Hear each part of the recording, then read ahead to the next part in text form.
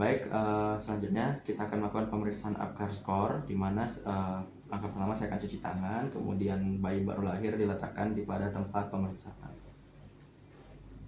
Oke, setelah saya cuci tangan, yang pertama saya akan melakukan penilaian warna kulit, di mana saya menilai warna kulit apakah kemerahan ataupun pucat. Skor 1 untuk tubuh kemerahan dengan ekstremitas biru, skor 2 untuk seluruh tubuh kemerahan, dan skor 0 bila seluruh tubuh pucat. Kemudian pemeriksaan laju jantung, di mana saya akan menentukan laju jantung dengan mengukur puls atau meletakkan tangan di dada bayi dan mengukur frekuensi denyut jantung selama 1 menit. Di mana skor 0 adalah ketika laju jantungnya 0, kemudian skor 1 bila di bawah 100, dan skor 2 bila di atas 100, dan bayi terlihat bugar. Kemudian selanjutnya adalah Grimace atau refleks, di mana menilai refleks bayi yang diberi rangsangan dengan menepuk pelan pada bayi. Skor 0 adalah ketika tidak bereaksi, skor 1 adalah reaksi sedikit, dan skor 2 adalah reaksi melawan. Kemudian yang ketiga adalah tonus otot atau activity, di mana nilai aktivitas tonus dengan melihat gerakan bayi. 0, skor 0 untuk lumpuh, skor 1 gerakan sedikit, skor 2 untuk gerakan aktif. Kemudian selanjutnya adalah respiration atau usaha nafas, di mana menilai ini dengan cara melihat tangisan dari bayi. Skor 0 untuk tangisan tidak ada, kemudian skor 1 untuk tangisan lambat, dan skor 2 untuk menangis kuat. Kemudian selanjutnya adalah menilai jumlah skor. Dari masing-masing kriteria dijumlahkan nilai yang didapatkan untuk menentukan keadaan bayi. Skor di atas 7 maka diindikasikan tidak asfiksia. Skor 4-6 adalah asfiksia sedang dan ringan. Kemudian di bawah 3 adalah asfiksia berat. Selanjutnya saya akan melakukan pemeriksaan bayi baru lahir, di mana saya akan mencuci tangan 7 langkah kembali. Setelah itu saya akan menjaga suhu bayi dan lingkungan dalam keadaan sehat, kemudian menggunakan lampu sorot untuk menghangatkan bayi, kemudian jaga suhu ruang tetap tidak lebih dingin dari 25 derajat, bila perlu AC dan kipas angin tidak boleh dihidupkan. Keringkan bayi secepatnya, terutama kepala, tanpa menghilangkan vernix. Setelah itu saya akan meletakkan bayi dalam keadaan terlentang, kepala sedikit lebih rendah untuk membersihkan mulut, faring, hidung dari cairan, mukus, darah, dan debris amnion. Usap mulut dengan kasa atau suction lembut dengan suction kateter. Pada bayi baru lahir dalam kondisi sehat, dapat langsung diberikan pada ibu untuk inisiasi menyusui dini. Bila dikhawatirkan ada gawat nafas, bayi harus diletakkan pada box penghangat dan observasi ketat. Kemudian pemeriksaan selanjutnya adalah pengukuran antropometri, di mana saya akan melakukan penimbangan berat badan bayi dengan meletakkan kain atau kertas pelindung dan atur skala timbangan ke titik 0 sebelum penimbangan dimulai. Hasil timbangan dikurangi dengan berat alas dan pembungkus bayi. Normal berat badan bayi adalah sekitar 2.500 sampai 4.000 gram. Kemudian selanjutnya adalah melakukan pengukuran panjang, di mana saya akan meletakkan bayi di tempat yang datar, kemudian mengukur panjang bayi menggunakan alat pengukur panjang badan dari kepala sampai tumit kaki dan diluruskan. Jadi akan ada alat pengukur dan diukur seperti ini. Normalnya itu 45 sampai 54 cm. Kemudian yang keenam, mengukur lingkar kepala dengan cara mengukur lingkar kepala pada diameter terbesar, yaitu frontal occipitalis. Jadi frontal yang di atas dari supraorbital, dan juga sisi occipital yang paling menonjol. Kemudian jika terdapat kaput suksadenum, dapat dilakukan hari kedua atau hari ketiga. Normal ukuran kepala 33 sampai 35 cm. Kemudian mengukur lingkar dada, pengukuran dilakukan di daerah dada ke punggung kembali ke dada. Pengukuran dilakukan melalui kedua puting susu. Normal ukuran 30 sampai 38 cm. Selanjutnya adalah pemeriksaan tanda-tanda vital, di mana pemeriksaan yang pertama pemeriksaan suhu bayi dilakukan di aksila dan menunggu 5-10 menit. Kemudian suhu normal itu 36,5 sampai 37,5 derajat. Kemudian selanjutnya pemantauan denyut DJJ atau denyut jantung bayi. Melakukan pemeriksaan denyut jantung bayi, di mana memperhatikan keteraturan denyut jantung bayi, hitung frekuensinya selama 1 menit. Denyut jantung normal adalah 120 sampai 160 kali per menit dengan menggunakan stetoskop. Kemudian selanjutnya adalah pemantauan pernafasan bayi, menghitung pernafasan bayi selama 1 menit penuh, memantau adanya apno dan dengarkan suara nafas, memperhatikan tarikan dada bayi. Pernafasan normal itu sekitar 40 sampai 60 kali per menit. Kemudian selanjutnya pemeriksaan head to toe, yang pemeriksaan kepala dilakukan dengan meraba sepanjang garis sutura dan fontanel apakah ukuran dan tampilannya normal. Kemudian fontanel anterior harus diraba. Dapat terjadi akibat fontanel yang besar dapat terjadi akibat prematuritas atau hidrosefalus, sedangkan yang terlalu kecil terjadi akibat mikrosefali.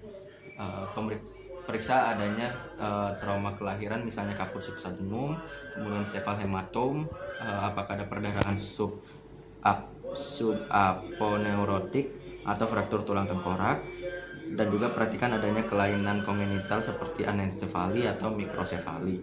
Selanjutnya adalah pemeriksaan mata, periksa jumlah, posisi dan letak mata dan gerakan bola mata. Kemudian periksa adanya pembesaran dan kekeruhan pada kornea. Kemudian periksa adanya trauma seperti palpebra, perdarahan, konjungtiva atau retina, dan juga periksa adanya sekret pada mata. Konjungtivitis oleh kuman gonokokus dapat menjadi panoftalmia dan menyebabkan kebutaan. Selanjutnya adalah pemeriksaan telinga. Kita memeriksa dan memastikan jumlah dan bentuk dan serta posisinya simetris atau tidak. Kemudian pada bayi cukup bulan, tulang rawan sudah matang, daun telinga harus berbentuk sempurna dengan lengkungan yang jelas. Kemudian selanjutnya adalah pemeriksaan hidung. Kaji bentuk dan lebar hidung pada bayi cukup bulan, lebarnya harus lebih dari 2,5 cm. Kemudian bayi harus bernafas dengan hidung. Jika melalui mulut harus memperhatikan kemungkinan adanya obstruksi. Pemeriksa juga memeriksa adanya pernapasan cuping hidung. Jika cuping hidung mengembang menunjukkan adanya gangguan pernafasan. Selanjutnya pemeriksaan bibir dan mulut. Kaji bentuk bibir apakah simetris atau tidak. Kemudian perhatikan daerah langit-langit mulut dan bibir jika adanya bibir sumbing. Kemudian kaji refleks routing, yaitu mencari puting susu dengan menekan seperti ini. Kemudian selanjutnya ada refleks sucking, di mana memasukkan tangan ke mulut bayi dan bayi akan refleksnya menghisap. Kemudian yang terakhir adalah refleks swallowing atau menelan. Selanjutnya adalah pemeriksaan leher, di mana leher bayi biasanya pendek dan harus diperiksa kesimetrisannya. Pergerakan harus baik. Jika terdapat keterbatasan gerak, kemungkinan ada kelainan tulang leher. Kemudian selanjutnya adalah pemeriksaan dada. Periksa kesimetrisan gerakan dada saat bernafas, pernafasan yang normal, dinding dada dan abdomen bergerak secara bersamaan, tarikan sternum atau interkostal pada saat bernapas perlu diperhatikan. Selanjutnya memeriksa kelainan bahu, lengan dan tangan. Kedua lengan harus sama panjang. Periksa juga dengan cara meluruskan kedua lengan ke bawah. Kemudian periksa jumlah jari. Kemudian periksa telapak tangan harus dapat terbuka. Lalu kemudian periksa adanya peronisa pada kuku yang dapat terinfeksi atau tercabut. Kemudian kaji refleks Moro dan kemungkinan adanya fraktur. Bayi akan mengembangkan tangannya ke samping dan melebarkan jari-jarinya. Kemudian kaji refleks palmar atau palmar grasping, yaitu menggenggam, timbul ketika kita menggoreskan jari melalui bagian dalam atau meletakkan jari kita pada telapak tangan bayi. Oke. Selanjutnya memeriksa abdomen, di mana saya akan mengamati tali pusat. Pada tali pusat terdapat 2 arteri dan 1 vena. Observasi pergerakan abdomen, abdomen tampak bulat dan bergerak serentak dengan pergerakan dada saat bernafas. Meraba abdomen untuk memeriksa adanya massa, kemudian melihat dan meraba bentuk abdomen, raba apakah ada massa abnormal. Bentuk perut sangat cekung, kemungkinan terdapat, kalau bentuk perut sangat cekung, kemungkinan terdapat hernia diafragmatika. Bentuk abdomen yang membuncit, kemungkinan karena hepatosplenomegali. Selanjutnya pemeriksaan genitalia bayi laki-laki. Pada bayi laki-laki, panjang penis sekitar 3-4 cm dan lebarnya 1-1,3 cm. Kemudian memeriksa posisi lubang uretra, normal berada pada ujung penis. Prepucium tidak boleh ditarik karena akan menyebabkan fimosis. Skrotum harus dipalpasi untuk memastikan jumlah testis dan ada 2. Kemudian untuk kalau bayi perempuan, pada bayi cukup bulan, labia mayora telah menutup labia minora. Kemudian pastikan lubang uretra terpisah dengan lubang vagina. Selanjutnya pemeriksaan tungkai dan kaki. Periksa kesimetrisan tungkai, periksa panjang kedua tungkai dengan meluruskan keduanya dan bandingkan juga hitung jumlah jari kaki. Mengkaji refleks Babinski dengan cara mengusap dan menekan pada bagian yang menonjol dan dari dasar jari dan di telapak kaki bayi ke atas dan jari-jari membuka. Kemudian periksa spinal atau punggung. Periksa spina dengan cara menungkumkan bayi, cari adanya tanda-tanda abnormalitas seperti spina bifida. Kemudian periksa anus dan rektum, periksa adanya kelainan atresia ani. Kaji posisinya. Mekonium secara umum keluar 24 jam pertama, sehingga jika sampai 48 jam belum keluar, kemungkinan adanya mekonium plak. Selanjutnya memeriksa kulit. Perhatikan kondisi kulit bayi, warna, ruam, pembengkakan, tanda infeksi. Periksa adanya bercak atau tanda lahir. Kemudian selanjutnya melakukan injeksi vitamin K 1 mg intramuskuler. Pengambilan darah saat newborn untuk screening HB, golongan darah, HCT, bilirubin, hearing impairment screening. Menjelaskan pada orang tua hasil pemeriksaan dan memberinya konseling. Membereskan alat dan bahan yang digunakan. Selanjutnya melepas sarung tangan, cuci tangan, dan dokumentasi tindakan. Selanjutnya adalah pemeriksaan refleks Ballard score, di mana saya akan melakukan cuci tangan dan bayi baru lahir diletakkan pada tempat pemeriksa. Oke, setelah cuci tangan, saya akan melakukan penilaian maturitas neuromuskular. Yang pertama untuk pemeriksaan penilaian postur. Bayi ditempatkan terlentang dan pemeriksa menunggu sampai bayi tenang.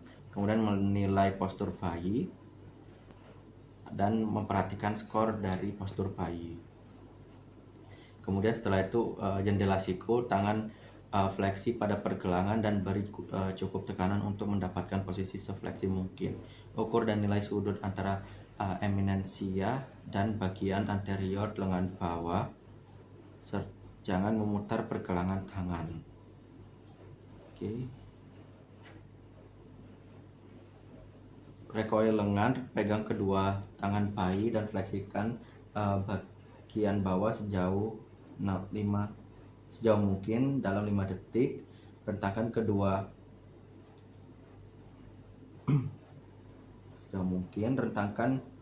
kedua tangan lengan bayi dan lepaskan. Amati reaksi bayi saat dilepaskan dan berikan skor.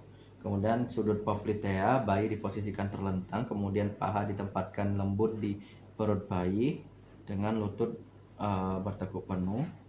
Pemeriksa memegang kaki satu sisi dengan lembut dengan satu tangan mendukung sisi paha dan dengan tangan lain. Jangan memberikan tekanan pada paha belakang. Pastikan bayi berhenti menendang secara aktif sebelum melakukan ekstensi kaki. Kemudian bayi diekstensikan sampai terdapat resistensi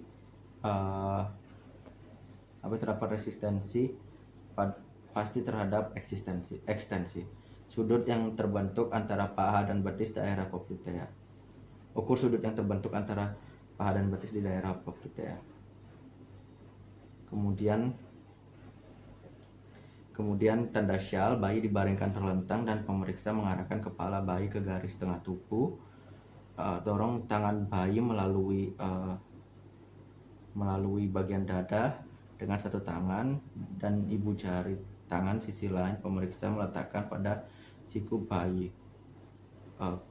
Siku dapat diangkat melewati bagian badan, namun kedua bahu harus tetap menempel di permukaan meja, dan kepala tetap lurus. Amati posisi siku pada bayi. Kemudian selanjutnya perasa tumit telinga. Posisi bayi dalam keadaan terlentang, lalu pegang kaki bayi dengan ibu jari dan telunjuk. Tarik sedekat mungkin dengan kepala tanpa memaksa. Pertahankan panggul pada permukaan meja, periksa dan amati jarak antara kaki dan kepala serta tingkat ekstensi lutut. Kemudian perhatikan kulit bayi baik warna maupun tekstur dan berikan skor -1. Itu adalah lengket, rapuh dan transparan, 0 merah seperti agar, gelatin dan transparan, serta lainnya. Kemudian pemeriksaan lanugo, perhatikan lanugo atau rambut halus pada bayi dengan mengamati daerah atas, di bawah dan bawah punggung bayi. Kemudian berikan skor -1, itu tidak ada, 0 jarang, 1 banyak sekali, hingga 4 umumnya tidak ada. Kemudian permukaan pelantar kaki, ukur panjang dari ujung jari kaki hingga tumit dan lihat garis telapak kaki. Kemudian berikan skor -2, itu tumit ibu jari di bawah 40 mm. Kemudian hingga 4 garis-garis pada seluruh telapak kaki. Kemudian periksa payudara. Pemeriksa menilai ukuran areola dan menilai ada atau tidaknya bintik-bintik akibat pertumbuhan papila Montgomery. Palpasi jaringan mamae di bawah areola dengan ibu jari dan telunjuk untuk mengukur diameternya, dan berikan skor -1, itu tidak nampak, hingga skor 4 areola penuh, benjolan 5-10 mm. Kemudian pemeriksaan mata atau daun telinga. Pemeriksaan daun telinga dengan palpasi ketebalan kartilago dan melipat daun telinga ke arah wajah, kemudian melepaskan dengan mengamati kecepatan kembalinya. Daun telinga ketika dilepaskan seperti semula. Pemeriksaan mata dengan cara membuka dan memisahkan palpebra superior dan inferior dengan menggunakan jari telunjuk dan ibu jari, kemudian berikan skor. Untuk selanjutnya adalah kelamin. Amati kelamin pada bayi laki-laki dan berikan skor, kemudian dan begitu pun untuk perempuan. Kemudian langkah terakhir adalah menotalkan semua jumlah skor. Jika skor semakin tinggi, maka usia kehamilan pasti lebih lama. Oke, sekian, terima kasih.